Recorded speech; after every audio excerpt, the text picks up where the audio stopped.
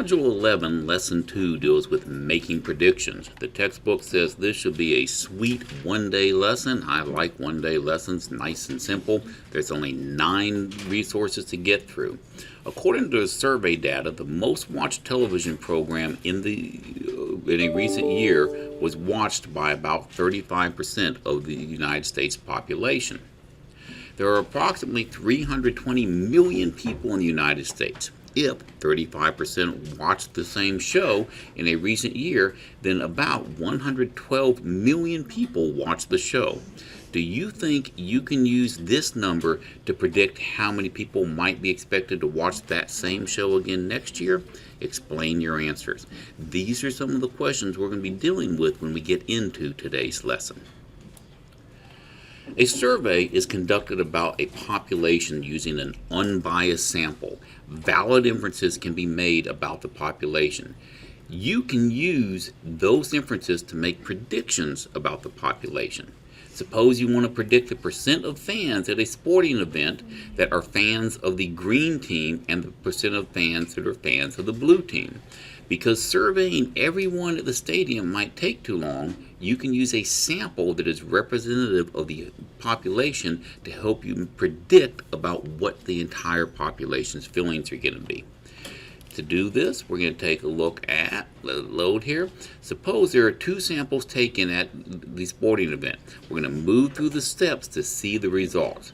First, a sample from outside the sporting event. You can see here the ratio of fans of the blue team to fans of the green team were 2 to 8. There were 2 blue team fans for every 8 green team fans.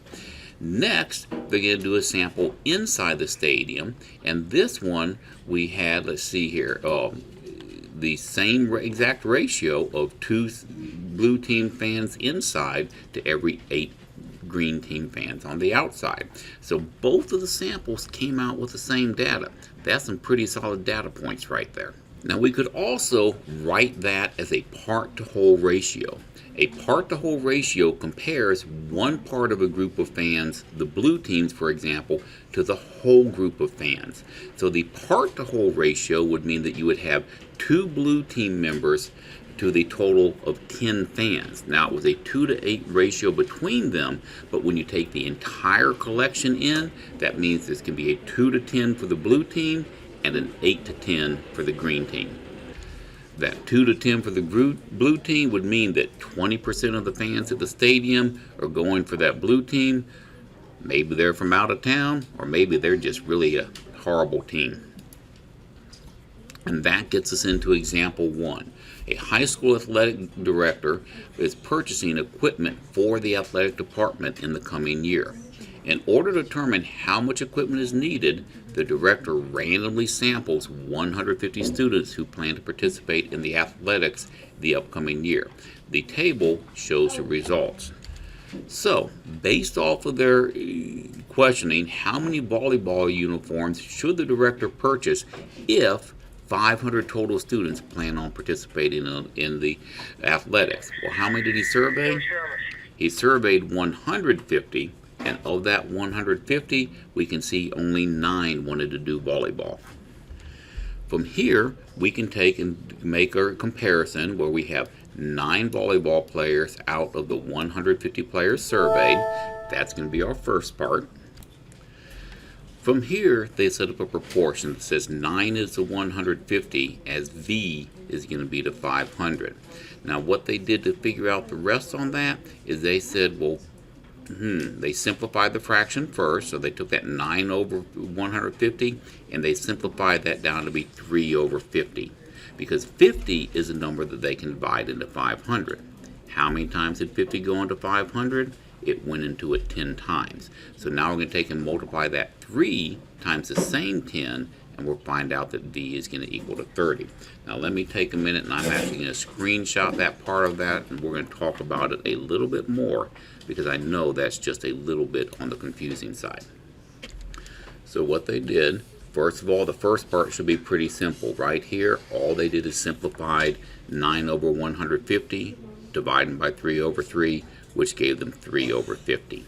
Next thing they did is they went in there and they said that 50 times what number equaled the 500 that you see right here. That answer is going to be 10, so therefore they said, great, 3 times the same 10 is going to equal to what? That's going to be 30, and that 30 is what they put right here in the place of V. Therefore, based off that information, the athletic director can predict that he's going to need to purchase, or she is going to need to purchase, 30 volleyball uniforms for the upcoming school year. Now with that said, I would like for you to pause the video and work on extra example number 1. A small batch of smart watches, the manufacturer tests every 20th watch for defects. Out of 60 smart watches tested, 3 have a defective wristband. So with that, we can get in here and actually start solving our problem. First thing I need to point out is that you have a distractor right here. That 20 means nothing to us. What does mean something is that 3 out of 60 are defective, and they say how many then will you expect to be defective out of 36,000. From here, we can ask ourselves, of course we need our variable there, we can ask ourselves 60 times what number is equal to 36,000. Now I could have simplified 3 and 60, yes, but the math on this one is easier if I don't, because 60 is a factor of 3,600, and first thing I'm going to do to divide that out is I'm going to go boop, boop, and that's going to be gone. Now I can say, well, 60 goes into 36 6 times. We got 2 more zeros left, so the factor we're going to be using is 600. So now I can say up here that 3 times 600 means that they can expect to have 1,800 with a defective wristband. That means that when we come back now, we would say that 3 is to 60 as 1,800 is to 36,000, with 1,800 being the answer we're looking for. Jump back over here, type in our 1,800, check the answer, and the answer checks. Easy math. Now it's time for example number 2. The superintendent of a school district wants to determine the number of volunteer positions to have available for students. The graph shows the results of a survey where randomly selected teenagers were asked, how often do you volunteer? If the district has 2,000 teenage students, about how many positions should the superintendent have available for the students who volunteer each week? You can see that you have some that 22% volunteer a few times a year, 34% lazy little bums don't volunteer at all, 29% are once a week, 3% a pitiful once a year, and 12% still a pretty pitiful once a month. When calculating, should the number of available positions for students who volunteer each week be less than, greater than, or exactly 500? What do you think? Let's find out. While you do not know the number of teens in the sample, the circle graph shows the percentage of teens who volunteer. This percent is going to be the ratio that can be used in the sample. So from here, we're going to scroll down, let it load a little bit. The graph shows that 29% of the students volunteer once a week. Now we're going to move through the steps to predict the number of volunteer positions that the superintendent should have available for students who volunteer once a week. That means we need to find out what is 29% of 2,000 students going to look at, and they define their variable saying that let n represent the unknown part. Moving forward from there, they took and, well, hold on.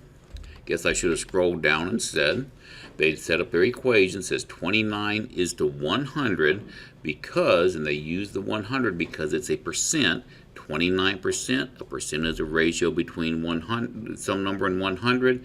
So you have 29 is to 100 as some unknown number of students is to 2,000. From here, we can ask ourselves 100 times what number is going to be 2,000? And that number is going to be 20. We have no reason to simplify, though we can't, but we can take and say that 100 times 20 is equal to 2,000. So since we have that, we can now take and multiply the 29 by that same 20, and that's going to tell us that he needs to have roughly 580 volunteer positions available for the students that volunteer each week. From here, we can take and write down that 580 that we came up to, check it, and the answer checks.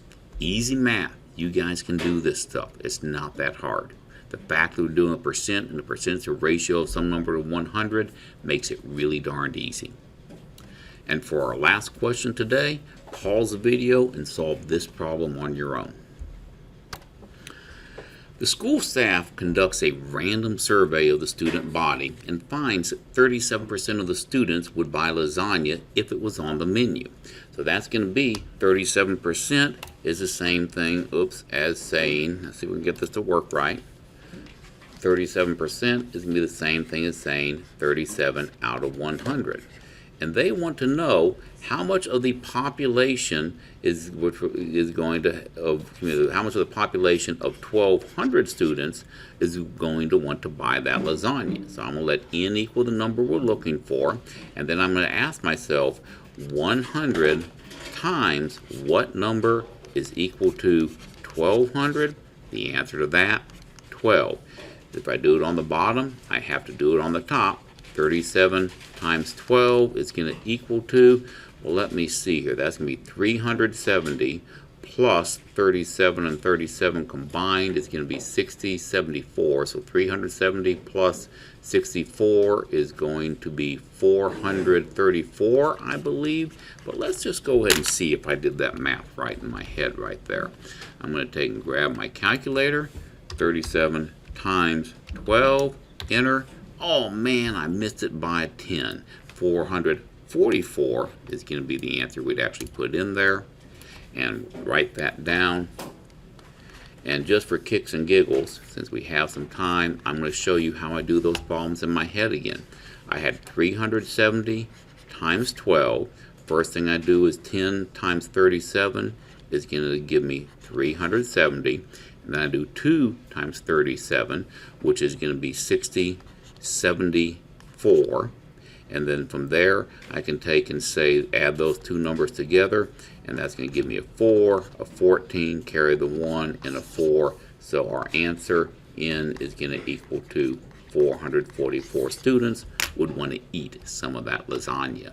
Jump back over here, do 444, check the answer, and we're good. That is going to be it for this lesson. Get busy on your homework. Make sure you have any questions marked so you know what you want to talk about in class tomorrow.